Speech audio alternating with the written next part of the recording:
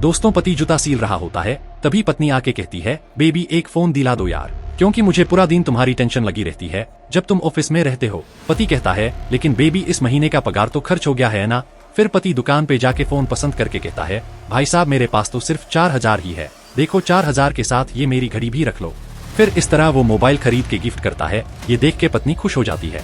दोस्तों, लाइक और सब्सक्राइब करें। फिर पत्नी भी पति को एक गिफ्ट देती है जिसमें जूते थे और कहती है, मैंने देखा था सुबह तुम जूते चिपका रहे थे। और फिर पत्नी दूसरा गिफ्ट देती है जिसमें पति ने बेची हुई घड़ी थी, वो देके कहती है, तुम मेरी खुशी के लिए घड़ी बेच सकते हो, तो मैं तुम्हारे लिए एक पुरानी अंगूठी नहीं बेच सकती। फिर दोनों एक दूसरे के लिए अपना प्यार दिखाते हैं।